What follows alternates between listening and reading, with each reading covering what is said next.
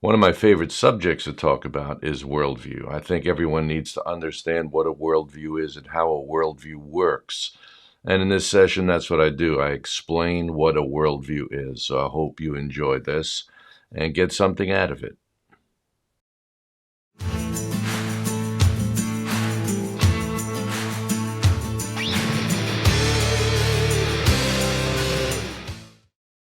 Okay, so if you were around, where are we now? We're in April, right? So if you were around in January, I did some things on worldview, and I have to just give you a bit of background here that I was going to take a photograph or even actually do a video of my shelf that I have books on worldview, but somewhere around 20 books that I've read on just on worldview, and it has always challenged me that I can't find something that I really think this is it.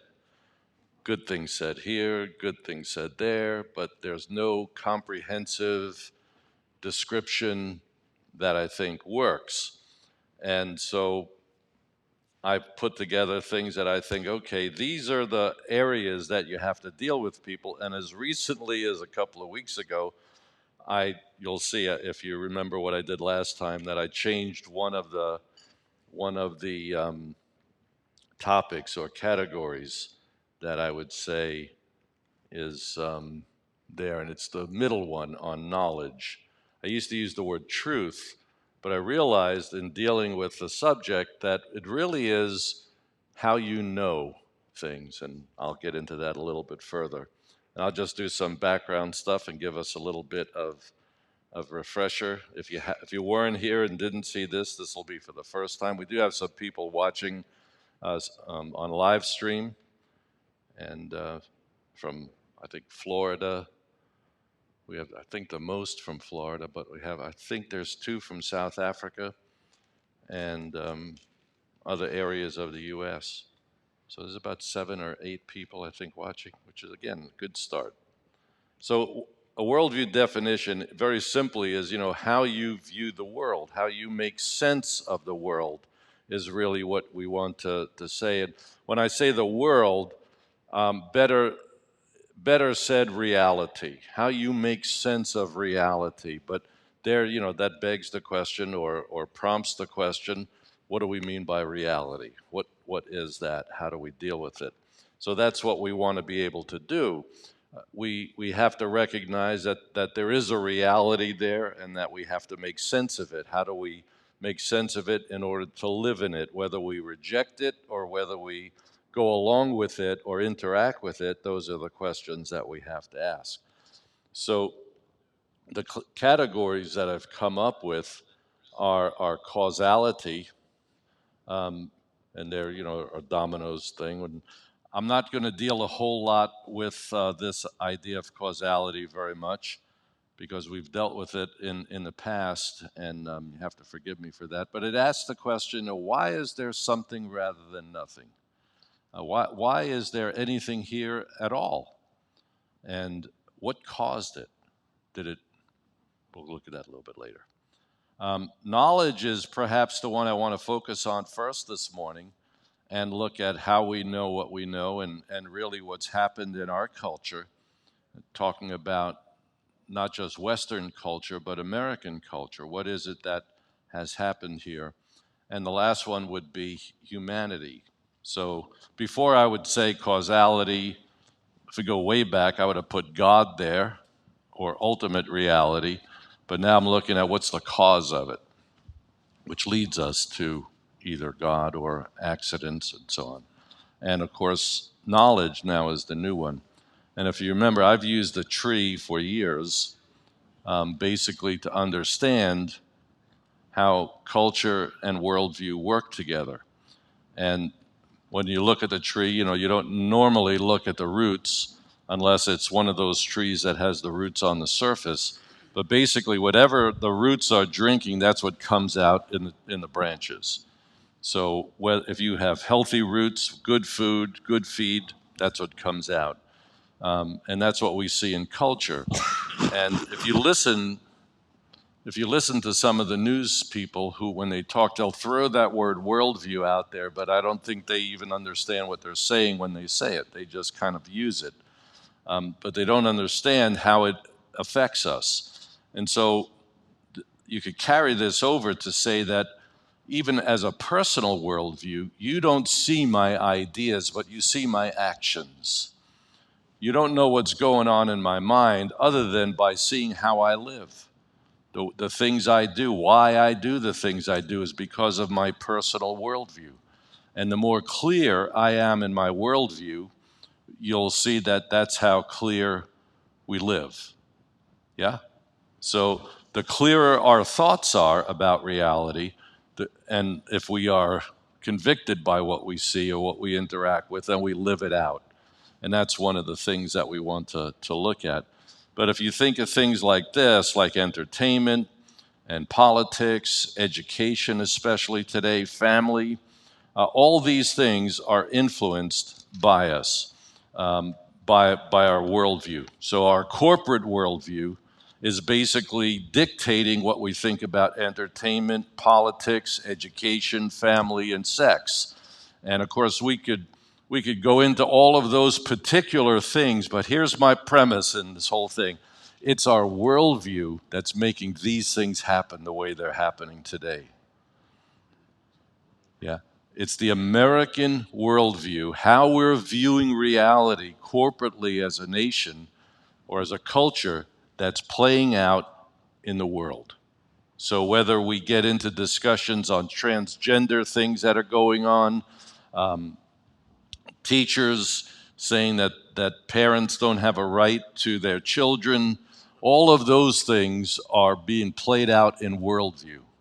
And if we just try to change what's on the surface, we really haven't affected anything, right? All we're doing is we're pruning the branches just to maybe make them come back even healthier. We're not dealing with what's causing this to happen. And that's why worldview is so important to us, why it's something that we have to pay a whole lot more attention to, and to not just see why people or our culture does things. It's because of how they are making sense of things and how they're making sense of reality. And we'll get into this. It's a little heavy, a little disturbing too, if we want to look at it that way. Okay, so the first one that I said I'm not going to spend a whole lot of time on is causality. The three choices are, it's always been here, the universe is eternal, which I think we could readily see that it is not eternal, that the universe is running down. It's an accident, that we don't know why it happened, or it happened on purpose. So those are our three choices. Obviously, from a biblical perspective, we recognize that it happened on purpose. God's purpose was to create. And that's why it is what it is, or what we have today in the universe. So he's the cause behind it. And I don't think, well, I'll talk about other things too. Whether we are young earth or old earth, we just know God created. Yeah? Like Richard says all the time, I know the earth is at least, from my perspective, 75 years old. And while he's not in here, I will use all of his jokes. They are some of the best. I have to say that being with Richard is a real joy. He was one of my first professors at Southern Evangelical Seminary, and it was great. He really affected me, too. I'll mention this when I introduce him, too. It's a real joy to have him here. And his wife, Rebecca. I'm sorry, Rebecca. Rebecca's with us. And this is your first time here, is it? Yeah. So make sure you go and say hello to Rebecca. On the break, that is, not right now. Okay. So knowledge really falls into two categories. And in reality, I don't think it is. What true knowledge is, or what knowledge that can be verified knowledge is truth. But we have to understand the difference between those two things, because people today, or our culture today, believes in a relative knowledge. Something can be true for me but not for you, or true for a certain group of people and not for another group of people. And we have to be able to articulate what we mean by knowledge. And I guess I should put this all in the perspective of sharing our faith. And I'll get into this especially in my second talk today, looking at how I think we need to affect the culture that we're living in. Because it's not so much, it's not enough, not nearly enough to come to a conference or a seminar and learn things and just go away feeling satisfied that you learned something new. If you can't put it into practice, if you can't make it part of your life and make you a better witness, an effective witness, then really all you're doing is enjoying yourself. I mean, you're getting a self-satisfied result from coming to a conference. And I think knowledge is something that you can study just for the sake of knowledge, because that's how you build virtue in your life. But then again, you have to do something with it. It just can't be for me to perfect what I think I am or who I am. And the other one is whether it's absolute or objective. And objective means that knowledge exists, reality exists outside of me. It exists whether I believe it or not, whether I interact with it or not, whether I experience it or not, that there is an objective sense of reality. There's an objective sense of knowledge. And that me knowing it or believing it doesn't verify it, doesn't make it real, that it exists outside of myself. And that's what we have to learn as a culture, because today everything is subjective and everything is relative. And we make it something that isn't based on reality. So this is the big word for today. It's epistemology. And epistemology basically is just the study of knowledge, of how we know what we know.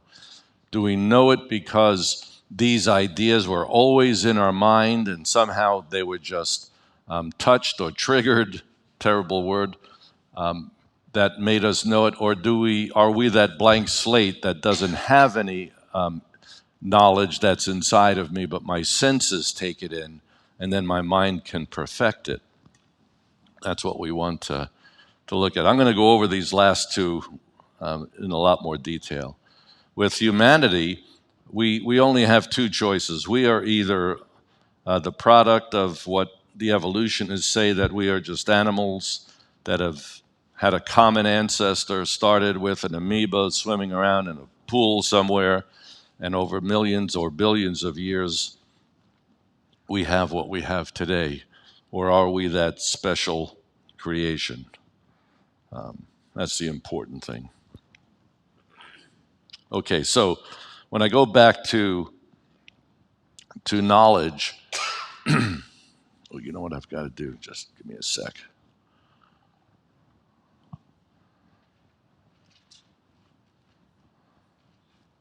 Yeah.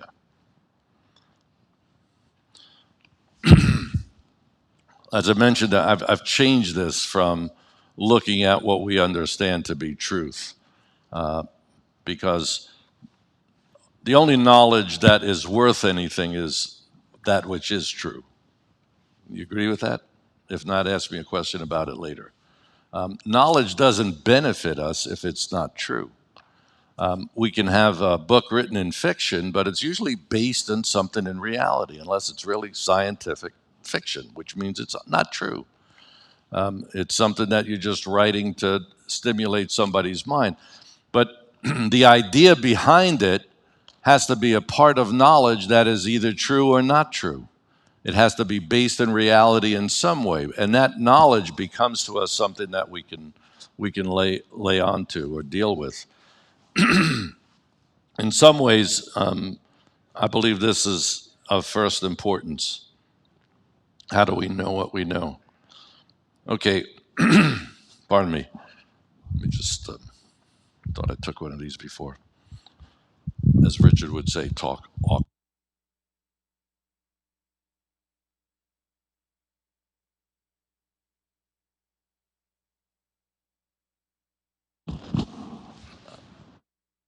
I don't know that I have to say this too many times, but I love this scripture. And next year, it'll be 50 years that I was ordained to ministry. June 30th of 1974, 50 years. I can't believe that, to be honest. To me, that's like, are we really in this part of life? Yeah. And my first interaction with really scripture was being mentored by someone in the basement of a church studying Romans and Ephesians. And the scripture is just so important to us. And I think we've relegated it to something on the side. And what I mean by that is we're not looking for the meaning of scripture. And there's all kinds of categories you could look at. People will ask me what I think of this going on in history right now, or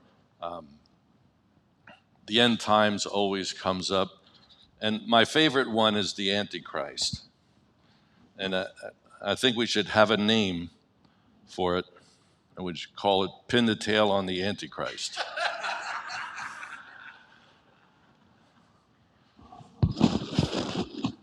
That's mine. I came up with that myself, actually. If there is a distraction, you're like, okay. There's so many people that this is what their focus is in life, is just to somehow predict the events that are going to lead up to the coming of the Lord or the ushering in of the next age. And all those things are up for grabs. But this basically is my favorite one, is trying to figure out who the Antichrist is. I'll give you my leading one is this guy here. It's anybody know who that is? Friedrich Nietzsche. Yeah, he's my favorite. Friedrich Nietzsche. Yeah, or Nietzsche, depending on where you come from. But he's my pick. No, I'm joking. No, I have no idea what they're talking about. All I know is that I want to stay faithful to the Lord and do what He wants me to do, and win the lost and help the church be the church. That's what I deal with mostly. I've never had a chart,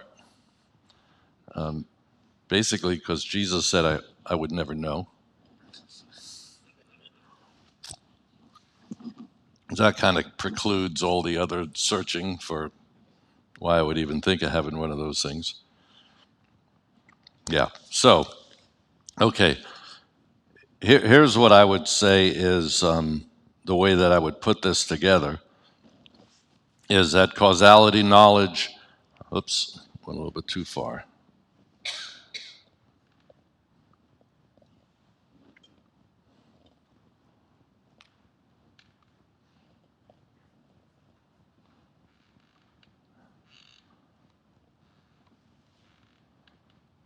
It should stay there. Yeah. So imagine a university that was begun and chartered to do nothing else but to train ministers to preach the gospel.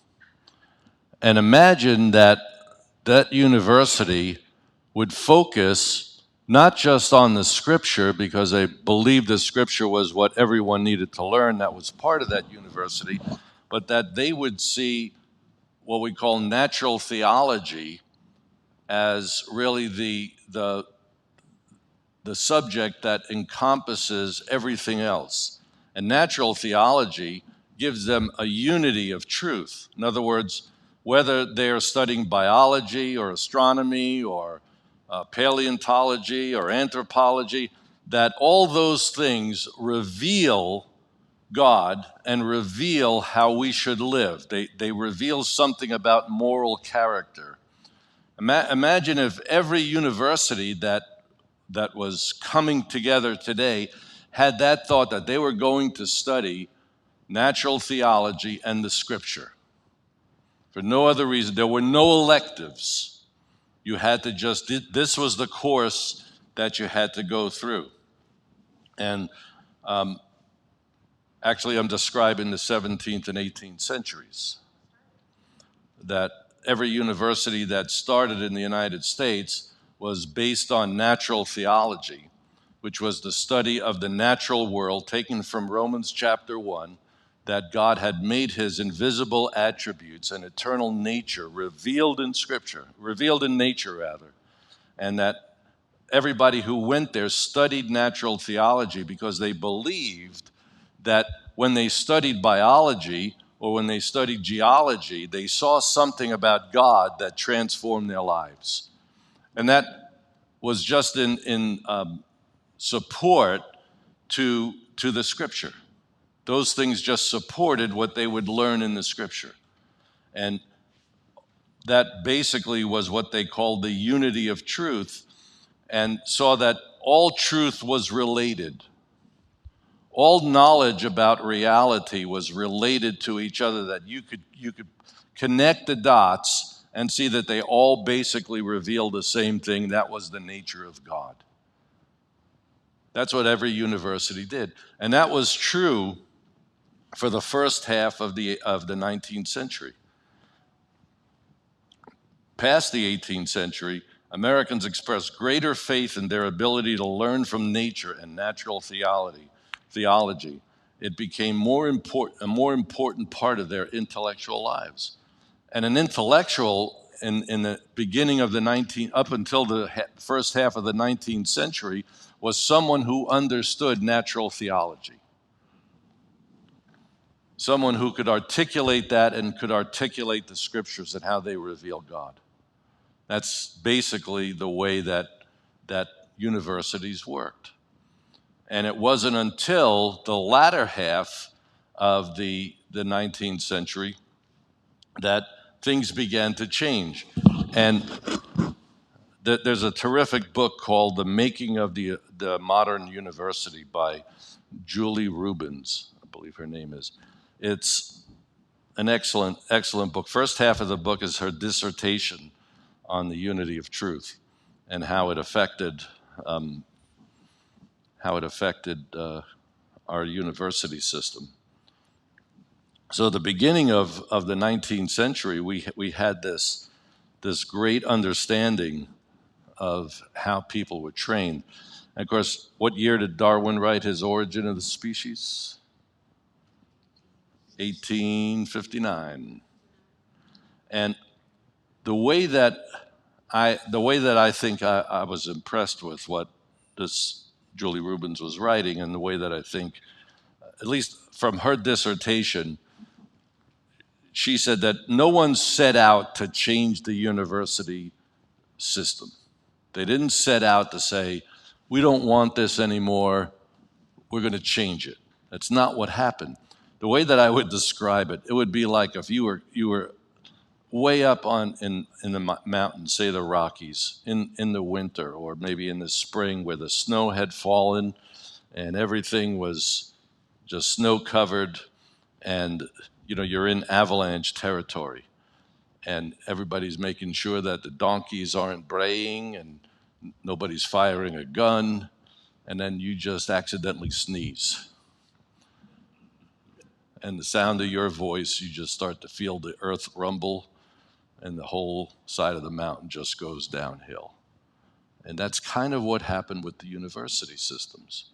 No one was intentionally trying to set off this avalanche, but there was a number of things that happened that changed the whole nature of how we know what we know and how the universities work.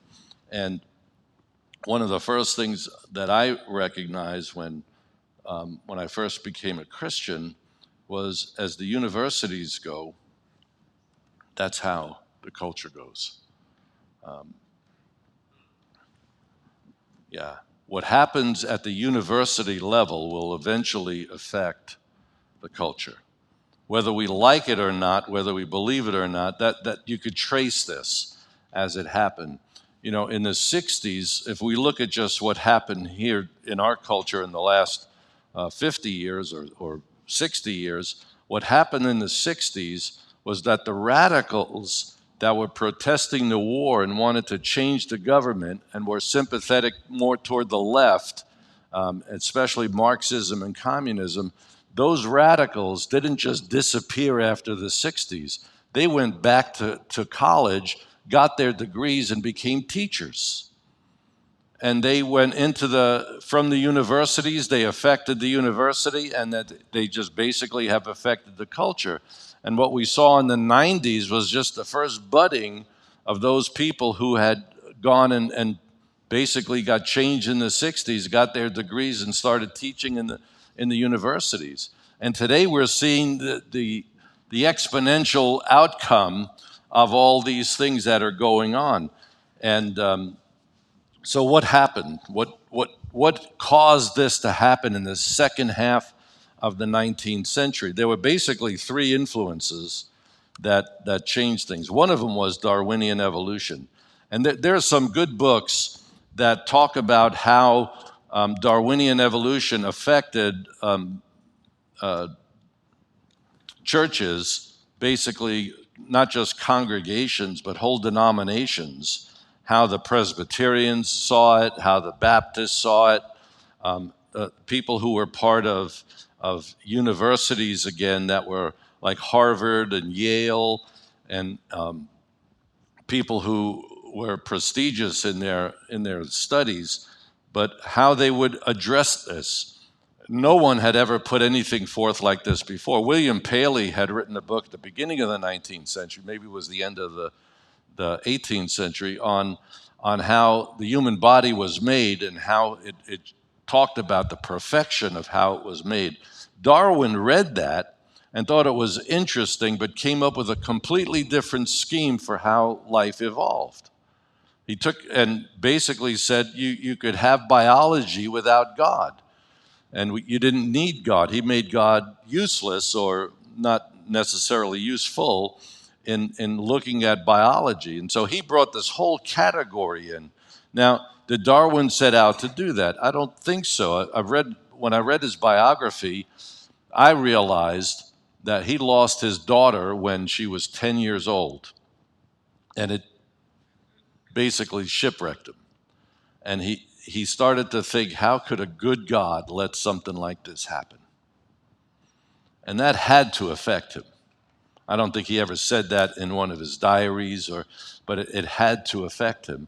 And so when he took off on the HMS Bounty and went around the world looking for these things, they were already in the scientific field, but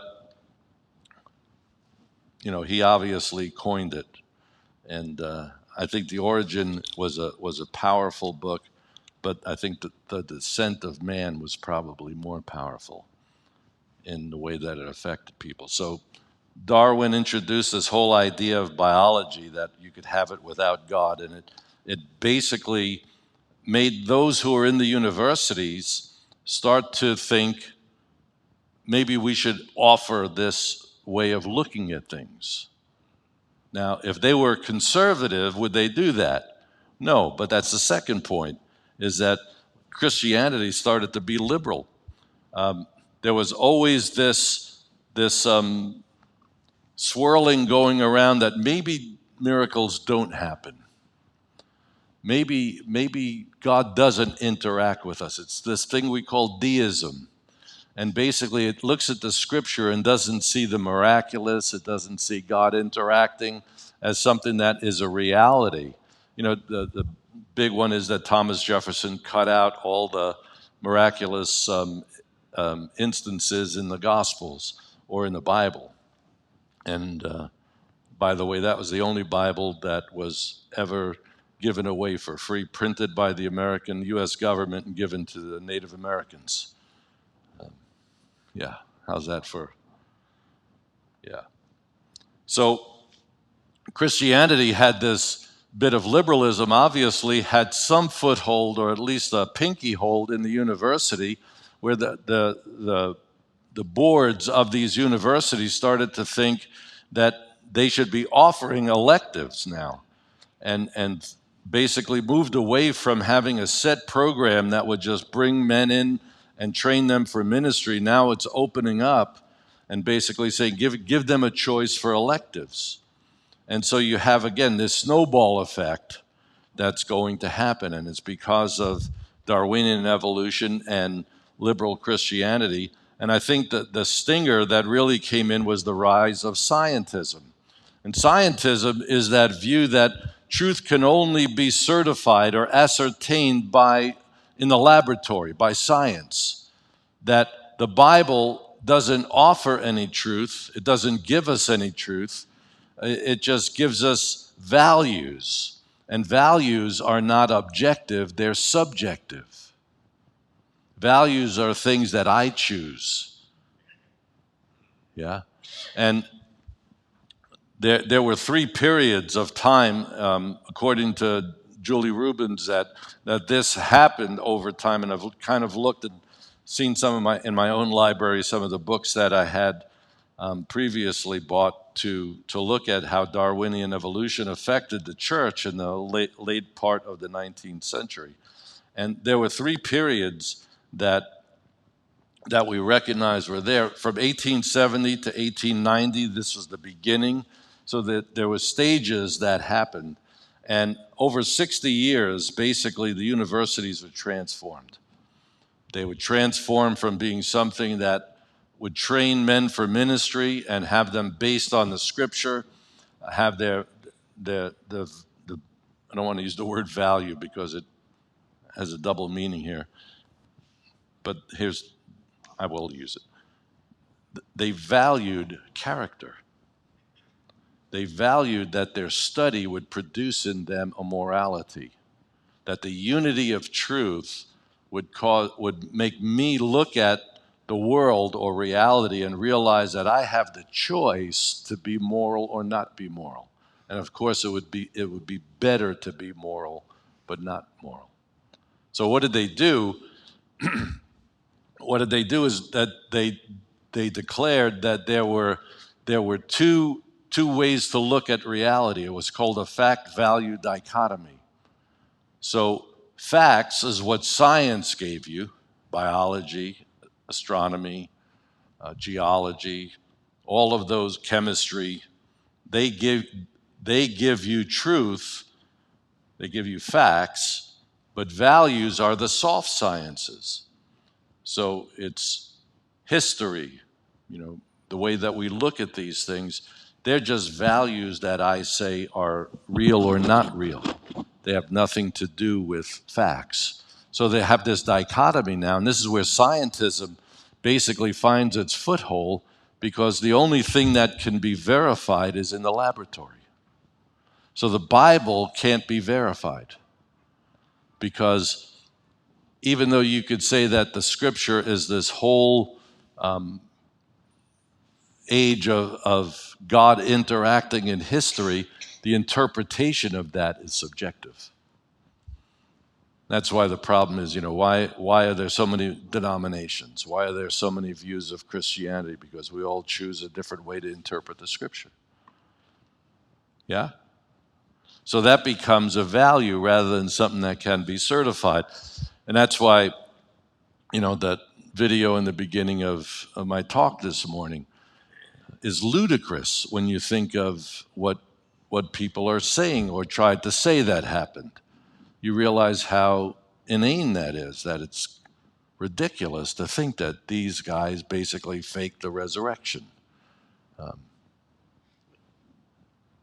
We laugh about it, but that's how silly it is. It's a good one to keep in your repertoire, so you can always show somebody, say, here's a way of looking at this. So I thought I wouldn't bore you with names of people, but Auguste Comte was the one who said that he basically created a whole society that was based on fact values, that you had to separate these things. And so gender, why it's not part of science, today becomes part of values. So it doesn't matter what my biology is saying if my psychology is saying I'm something else.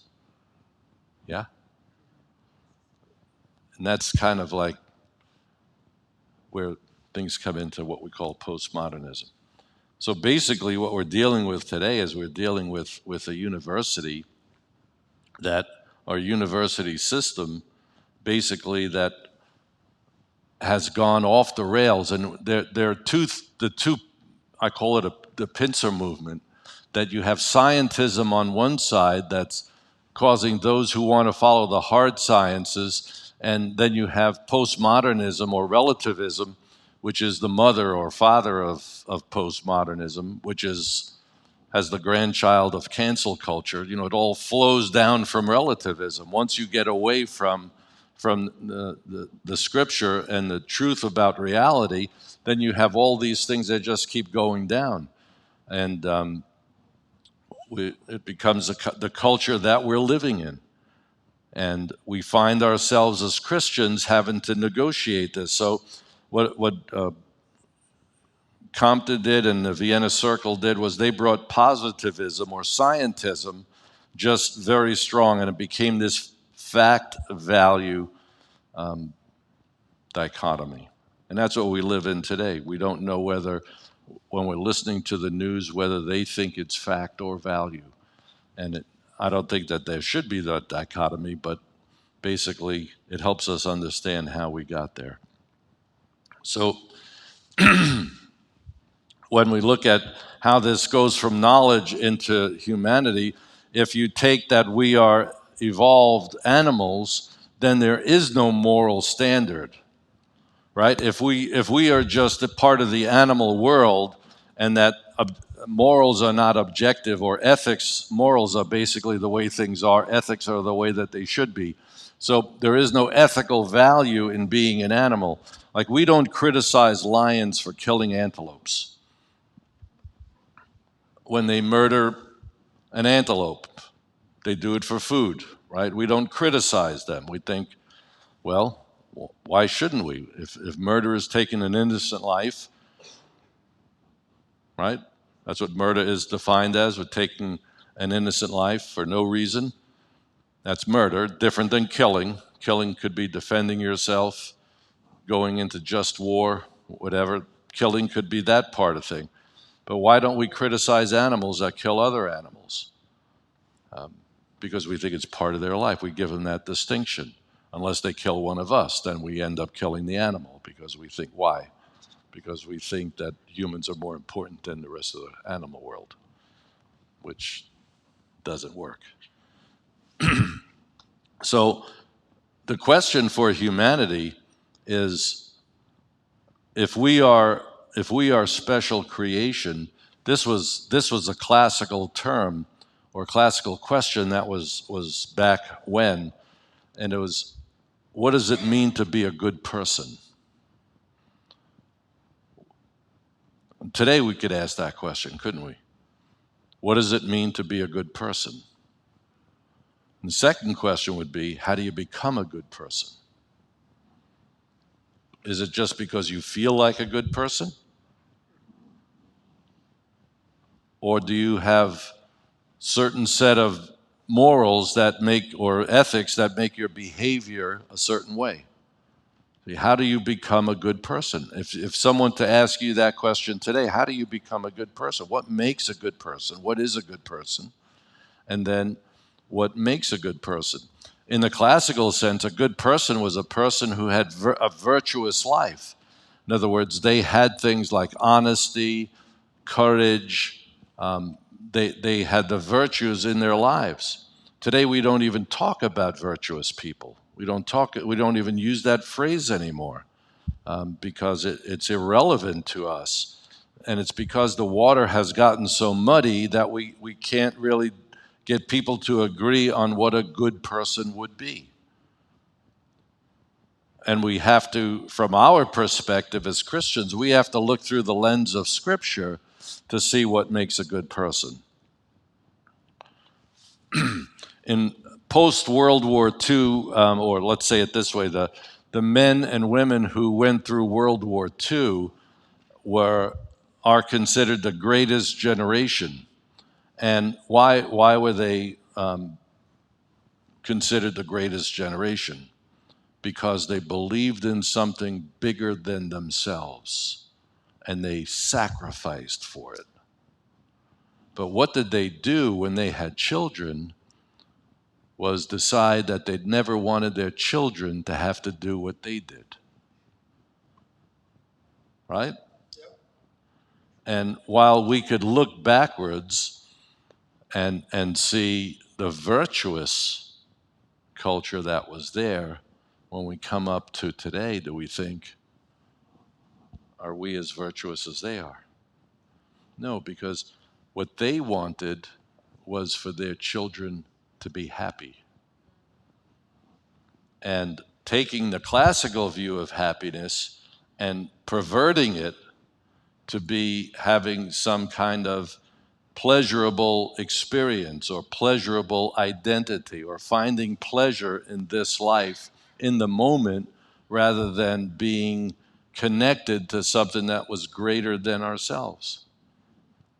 And so happiness today has been the ultimate goal. And J.P. Moreland talks about that worldview is a very thin worldview. It's also a very flat worldview, and it's also a very narrow worldview. It's not just thin, but it's flat and narrow. There's no depth to it because you're given to this quest to be happy every day, all day. I can remember being a kid. I don't think I ever went to my parents and said, I'm bored. But that's like what you hear kids say all the time now. And they've got everything at their fingertips. What are they bored with? They're not happy. They're not having this moment of feeling pleasure. And so their life is just always trying to be in this pleasurable place where they can find pleasure through everything that they do. If a video game stops giving them pleasure, they get another video game, one that'll give them a little bit more excitement and find pleasure. So Natasha Crane says that feelings are the ultimate guide, happiness is the ultimate goal, and judgment is the ultimate sin. That's the way she characterizes culture, that we are guided by our feelings, where our quest is to be happy, and if you judge anything, you're a sin. So it tells us that this idea of happiness is very different, and I've covered these things already. My dad was a Pearl Harbor survivor, and I was sharing this with Richard and Rebecca on our way down. And so he experienced some really horrible things. He was in the Army, not the Navy. He wasn't on any of the ships. He was at Schofield Barracks. And I knew certain things about it, like he was part of a gun team that was a 16-inch gun that they took off of another ship. 16 inches mean the shell was 16 inches across the back. And he would describe to me what would happen when that thing fired. But I never knew anything else other than he said that the Japanese were strafing the barracks, and never went into detail. And my sister sent me his discharge papers, not this last Father's Day, but the Father's Day before. So that would be, 2021? Yeah. Yeah, we're just coming to 2023. And so she sent me a copy of his discharge papers, so I was reading through his discharge papers, and I came across, when I was looking at commendations, I saw Good Conduct Medal, then I saw Bronze Star. And I thought, Bronze Star? Never knew this. He never told anybody. I don't think my mother knew. My mother never mentioned it. My mother never talked about him being in the military. My mother's 4 brothers, 3 of them were in the military. One was a Marine, one was in the Air Force, and one was in the Army. They never said anything about it. They grew up together. They all grew up. My father's family rented the upstairs of the house they lived in. My mother's family lived downstairs. There were 16 kids in that among those 2 families. Yeah, this was the good life. But none of my aunts or uncles on either side ever mentioned this. My dad never mentioned it. All I knew about my dad is that he didn't like to kill things. And I always thought it was strange because he was a man. He was a manly man. He didn't like to kill. And I never figured it out until I read that. And I thought, you don't get a Bronze Star for showing up. No, that's an act of bravery. That's an act that you put yourself in harm's way for somebody else or something else. You do something above and beyond. Never talked about it. And I couldn't imagine what he went through to get that. But that's that generation. To him, it wasn't the important thing. I think getting home was the important thing for him. Even though, the Pearl Harbor experience was a couple of hours long, if it was that, and yet it affected him for the rest of his life. But that was the generation that they were part of. That was the way that they saw things.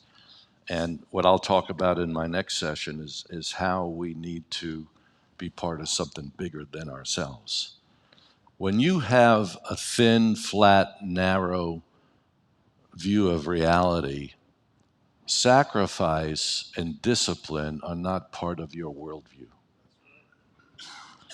When your view of reality is just so mundane, if I could say that, you never see sacrifice. And I'll leave this with you. You also, because of that, you can't be a disciple of Jesus. Because the first thing he calls us to is what? Deny yourself. Yeah. Okay, so I'm done here.